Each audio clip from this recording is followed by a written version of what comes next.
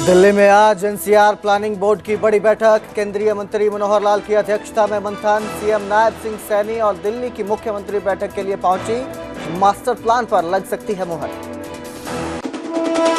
योग दिवस से पहले हरियाणा विधानसभा में ट्रेनिंग प्रोग्राम का आयोजन। मुख्यमंत्री नायब सिंह सैनी ने विधानसभा स्पीकर के साथ किया योग।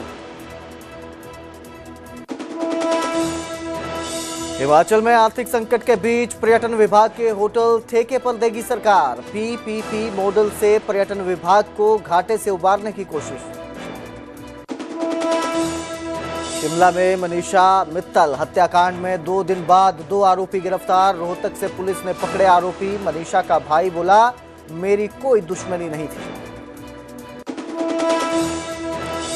झांसी में पुलिस से बचने के लिए बिल्डिंग से कूदे आरोपी। दोनों की टूटी टांग। पुलिस ने गिरफ्तार कर पहुंचाया अस्पताल।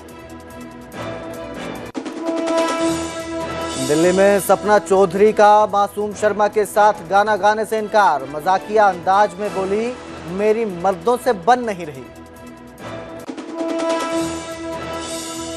नीट परीक्षा से पहले देश में टेलीग्राम पर लगा बैन। केंद्र सरकार ने 22 जून तक टेलीग्राम पर लगाई अस्थायी रोक।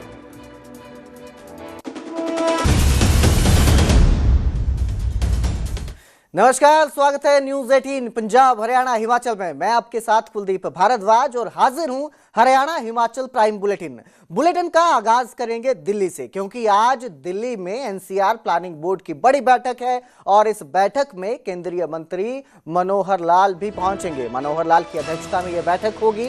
केंद्रीय मंत्री मनोहर लाल और मुख्यमंत्री हरियाणा के नायब सिंह सैनी इस बैठक में शामिल होंगे। वहीं दिल्ली की मुख्यमंत्री रेखा गुप्ता भी बैठक में मौजूद है, पहुंच चुकी हैं और बैठक इस वक्त चल रही है, जारी है। तो शामिल हैं इस वक्त हरियाणा के मुख्यमंत्री नायब सिंह सैनी बैठक में। दिल्ली एनसीआर मास्टर प्लान 2041 पर आज मुहर लग सकती है, ये बैठक चल रही है। और दिल्ली एनसीआर प्लानिंग बोर्ड की यह बैठक है जिसमें हरियाणा के पूर्व सीएम मनोहर लाल अभी जो केंद्रीय मंत्री हैं और वहीं हरियाणा के मौजूदा मुख्यमंत्री नायब सिंह सैनी भी बैठक में शामिल है। और इस बैठक में आज हरियाणा के जो 5 जिले हैं वो एनसीआर से बाहर होने की संभावना जताई जा रही है, इस तरह की उम्मीद भी है। इस प्रस्ताव में दिल्ली के राजघाट से 100 किलोमीटर की रेडियस तक एनसीआर के जो इलाके हैं उन्हें सीमित करने का सुझाव है, ऐसी जानकारी सामने आ रही है। मेरे सहयोगी रवि मिश्रा हमारे साथ फोन लाइन पर जुड़े हैं। जी रवि, बैठक चल रही है इस वक्त, दिल्ली एनसीआर प्लानिंग बोर्ड की बैठक है, मुख्यमंत्री नायब सिंह सैनी भी मौजूद है। क्या संभावना है, क्या फैसला आज लिया जा सकता है एनसीआर क्षेत्र को लेकर? बिल्कुल, देखिए साफ तौर पर एक बड़ी बैठक राजधानी दिल्ली के विज्ञान भवन में होते हुए नजर आ रही है। ये बैठक केंद्रीय मंत्री मनोहर लाल खट्टर की अध्यक्षता में हो रही है। आपको बता दें कि सुबह 11 बजे ये बैठक शुरू हुई है और ये बैठक है 42वीं एनसीआर प्लानिंग बोर्ड की। इस बैठक में एनसीआर रीजन के क्षेत्र में आने वाले तमाम इलाकों के बारे में, उसकी सौंदर्यीकरण, विकास और आने वाले दिनों में किस तरीके से उसकी तमाम चीजों को व्यवस्था करनी है, उन तमाम चीजों के बारे में इस बैठक में चर्चा हो रही है। मुख्यमंत्री हरियाणा इस बैठक में पहुंचे। इसके अलावा दिल्ली के मुख्यमंत्री भी इस बैठक में मौजूद हैं। अब देखना होगा इस बैठक में किन किन मुद्दों पे बात हो रही है, क्योंकि अधिकारी भी साथ में है और तमाम लोग मिलकर आने वाले दिनों में जो एनसीआर क्षेत्र में पड़ने वाले जो तमाम इलाके हैं उनके संदर्भ में यहाँ पर बातचीत होने वाली है। जी रवि, जो सूत्रों के हवाले से एक जानकारी सामने आ रही है कि कुछ इलाके भी एनसीआर से बाहर हो सकते हैं, इसको लेकर कोई जानकारी सामने आई है पुख्ता या कोई बयान सामने आया हो? बिल्कुल, देखिए साफ तौर पर जो इलाके 100 किलोमीटर की रेडियस से बाहर है उनको क्षेत्र से जो जानकारी प्राप्त हो रही है कि उस रीजन से बाहर रखा जाएगा। तो उसके अलावा 30 मिनट ट्रांसपोर्ट प्लान को भी मंजूरी मिल सकती है। यानी 30 मिनट ट्रांसपोर्ट प्लान, यानी कि आपको एनसीआर रीजन में अगर कहीं जाना है तो it will take only 30 minute. इसको लेकर जो सड़क व्यवस्था और परिवहन व्यवस्था होंगी उसको लेकर भी बातचीत होनी है।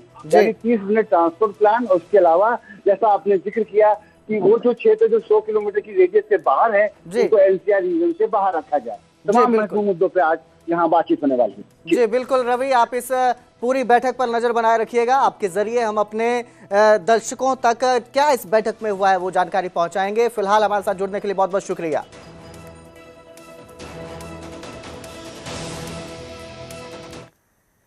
और अब जिक्र करेंगे हरियाणा विधानसभा की। हरियाणा विधानसभा के परिसर में योग ट्रेनिंग का प्रोग्राम है और इस प्रोग्राम में मुख्यमंत्री नायब सिंह सैनी शामिल हुए।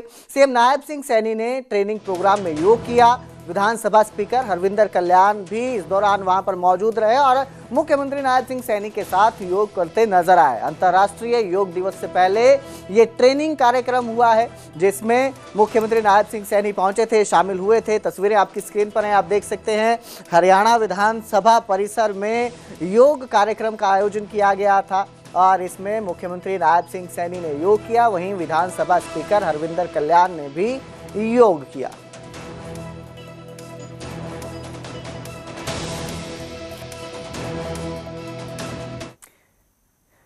बुलेटिन में अब जिक्र करेंगे बीजेपी नेता कुलदीप बिश्नोई का। कुलदीप बिश्नोई और मुख्यमंत्री नायब सिंह सैनी एक बार फिर से मिले हैं, दोनों ने मुलाकात की है। यह मुलाकात कुलदीप बिश्नोई ने चंडीगढ़ में मुख्यमंत्री आवास पर पहुंचकर की है। कुलदीप बिश्नोई अपने परिवार और बिश्नोई समाज के साथ लोगों के साथ मुख्यमंत्री से मिलने पहुंचे थे। इस दौरान कई मुद्दों पर बातचीत हुई। मुख्यमंत्री नायब सिंह सैनी ने इस मुलाकात की जानकारी देते हुए लिखा है कि इस अवसर पर प्रदेश के विकास एवं समाज से जुड़े विभिन्न विषयों पर सार्थक चर्चा हुई है और प्रतिनिधियों के विचारों एवं सुझावों का जानने का अवसर मिला है। समाज के सभी सम्मानित जनों का स्नेह, विश्वास और आत्मीयता सदैव ऊर्जा प्रदान करती है। आपको बता दें, इससे पहले मुख्यमंत्री नायब सिंह सैनी कुलदीप बिश्नोई से मिलने पहुंचे थे, जिसकी तस्वीरें भी हमने आपको दिखाई थी। और अब कुलदीप बिश्नोई खुद पूरे बिश्नोई समाज के साथ मुख्यमंत्री से मुलाकात करने पहुंचे थे।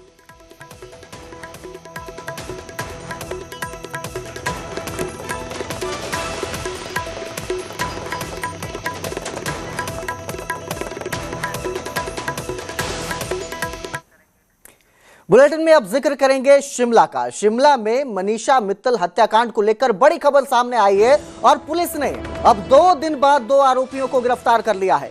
हरियाणा के रोहतक से दोनों आरोपियों की गिरफ्तारी होती है। झज्जर और रोहतक के रहने वाले ये दोनों आरोपी हैं। आज आरोपियों को कोर्ट में पेश किया जाएगा। 2 दिन पहले शिमला में मनीषा मित्तल का कत्ल कर दिया गया था, जिसकी खबर भी हमने आपको दिखाई थी। आरोपियों ने शिमला में स्कूल में गेट के सामने उन्हें गोली मारी थी और अब 2 आरोपियों को गिरफ्तार कर लिया गया है। बड़ी खबर है, ये बड़ा मामला है अपने आप में और इसकी वीडियो भी सामने आई थी।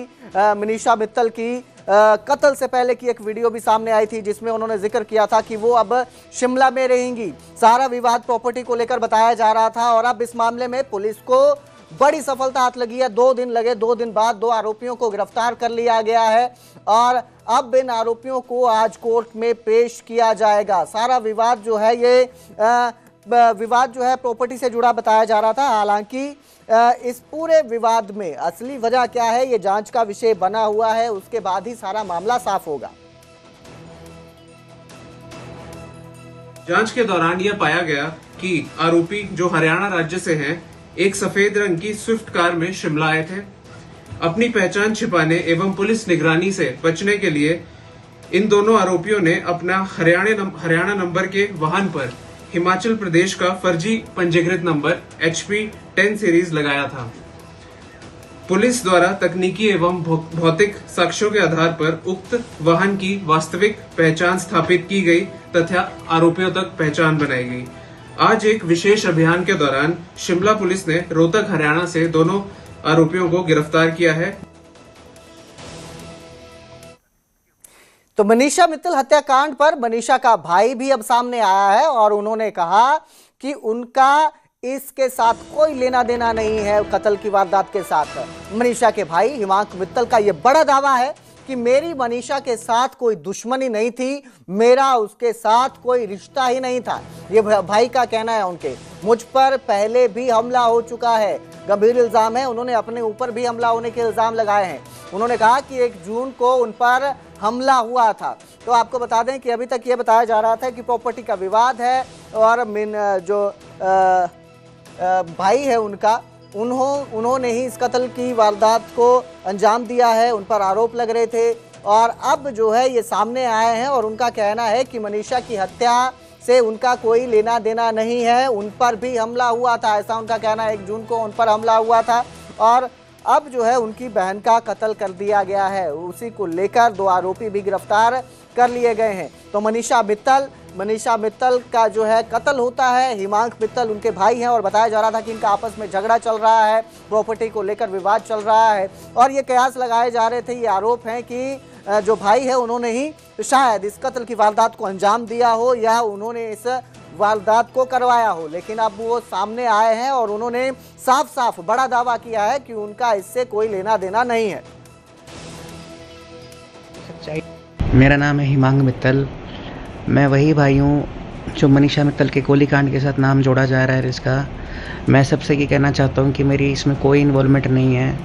कल सुबह से पुलिस भी मेरे घर पर आई हुई है, मुझसे पूछताछ कर रही है। मैं हर चीज़ में सपोर्ट करने के लिए, कोऑपरेट करने के लिए तैयार हूँ और कर भी रहा हूँ।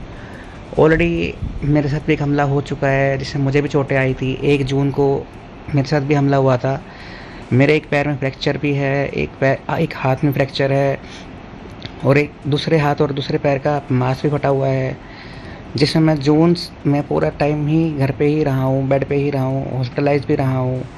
बस मैं सबसे अपील करना चाहता हूँ कि जो भी पूछना है मुझसे पूछ के ही डाला जाए, क्योंकि मीडिया में जहाँ भी मैं देख रहा हूँ ये बोला जा रहा है कि भाई ने प्रॉपर्टी के चलते मरवाया है, मारा है। मेरी उससे ना कोई दुश्मनी थी, ना ही मेरा उससे कोई रिश्ता था। जो भी सच्चाई आपको जाननी है प्लीज़ मुझसे जान के ही कहीं अपलोड करें, बिना जानते हुए, बिना कुछ पता लगाए कुछ भी ना इधर उधर अपलोड करें तो अच्छा रहेगा। धन्यवाद।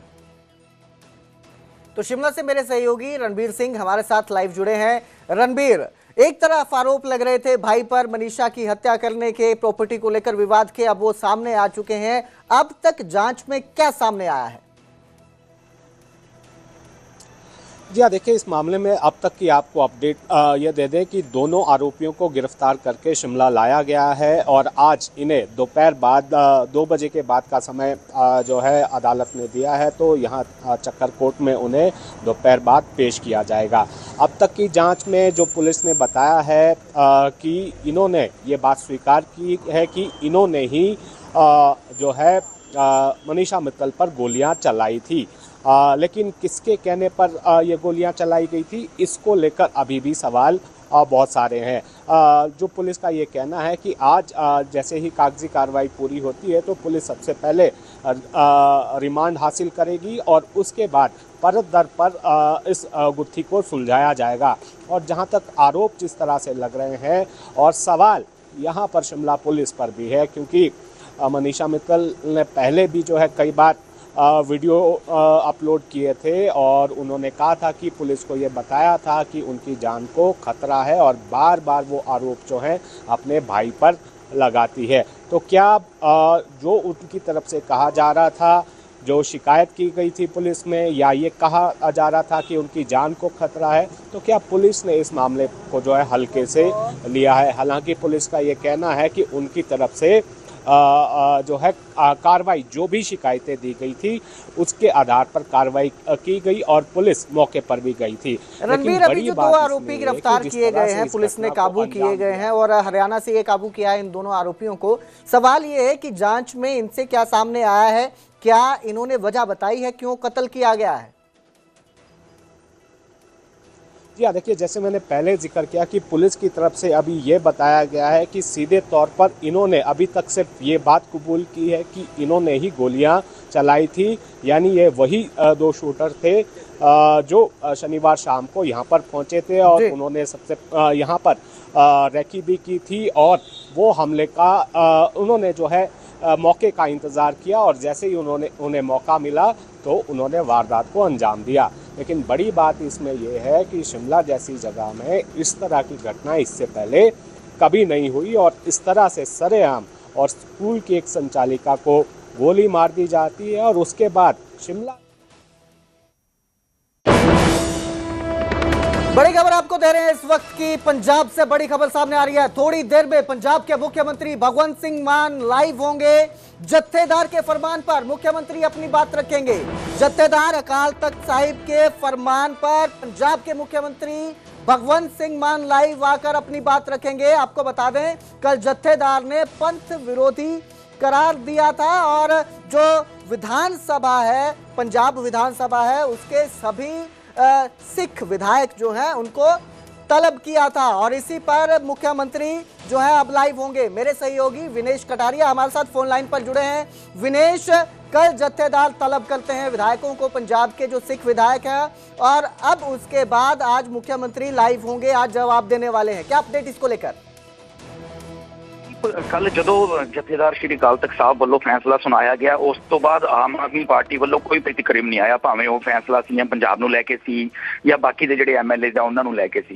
ਉਸ ਤੋਂ ਬਾਅਦ ਆਮ ਆਦਮੀ ਪਾਰਟੀ ਵੱਲੋਂ ਕੋਈ ਵੀ ਪ੍ਰਤੀਕਰਮ ਨਹੀਂ ਆਇਆ। ਉਮੀਦ ਕੀਤੀ ਜਾ ਰਹੀ ਸੀਗੀ ਕਿ ਅੱਜ ਸੀਐਮ ਪੰਜਾਬ ਇਸ ਤੇ ਕੋਈ ਨਾ ਕੋਈ ਰਿਐਕਸ਼ਨ ਦੇਣਗੇ। ਹੁਣ ਤੋਂ ਥੋੜੀ ਦੇਰ ਬਾਅਦ ਇੱਕ ਮੁਹਾਲੀ ਵਿੱਚ ਸੀਐਮ ਦਾ ਪ੍ਰੋਗਰਾਮ ਹੈ, ਉੱਥੇ ਵੀ ਉਹ ਪਹੁੰਚਣ ਵਾਲੇ ਹੈ, ਤੇ ਹੁਣ ਪਤਾ ਲੱਗਿਆ ਕਿ 12 ਵਜੇ ਸੀਐਮ ਆਪਦੇ ਸਾਰੇ ਸੋਸ਼ਲ ਹੈਂਡਲ ਤੇ ਲਾਈਵ ਹੋ ਕੇ ਸੰਗਤ ਨੂੰ ਸੰਬੋਧਿਤ ਕਰਨਗੇ। ਕੱਲ ਜਿਹੜਾ ਫੈਸਲਾ ਆਇਆ ਉਸ ਫੈਸਲੇ ਦੇ ਉੱਪਰ ਸੀਐਮ ਆਪਦਾ ਪਹਿਲਾ ਪ੍ਰਤੀਕਰਮ ਦੇਣਗੇ। ਉਸ ਦੇ ਉੱਪਰ ਸੀਐਮ ਦਾ ਕੀ ਰੁਖ ਰਹੂਗਾ, ਆਮ ਆਦਮੀ ਪਾਰਟੀ ਦਾ ਕੀ ਰੁਖ ਰਹੂਗਾ, ਤੇ ਅੱਗੇ ਉਸ ਫੈਸਲੇ ਦਾ ਕੀ ਐਕਸ਼ਨ ਰਿਐਕਸ਼ਨ ਰਹਿਣਾ, ਉਸ ਸੰਬੰਧੀ ਆਪਦਾ ਸੀਐਮ ਪੰਜਾਬ 12 ਵਜੇ ਆਪਦੇ ਫੇਸਬੁੱਕ YouTube पेज पे लाइव होके सारी संगत को संबोधित करेंगे। जी बिल्कुल विनेश, क्या इस बार जो ये तलब किया गया है सभी विधायकों को, मुख्यमंत्री को भी तलब किया गया है, क्योंकि हरियाणा में भी हमारे दर्शक इसको देख रहे हैं, तो आप एक बार थोड़ा सा ये पूरा मामला बता दें क्या है?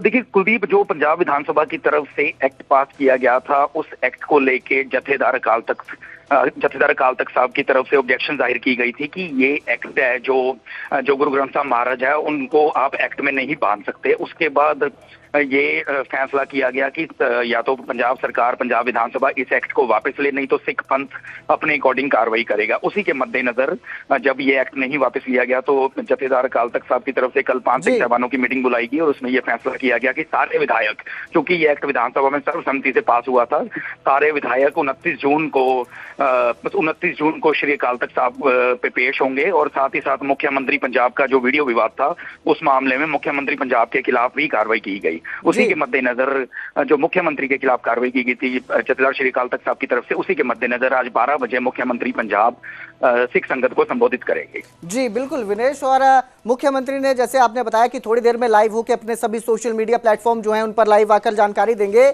क्या मायने इसके निकाले जा सकते हैं, क्योंकि एक तरफ तो श्री अकाल तख्त साहिब के जत्थेदार हैं कुलदीप सिंह गड़गड़, जिन्होंने तलब कर लिया सभी को, और अब मुख्यमंत्री जो है इस पर मान पर अपनी बात रखेंगे। क्या मायने इसके निकाले जा सकते हैं?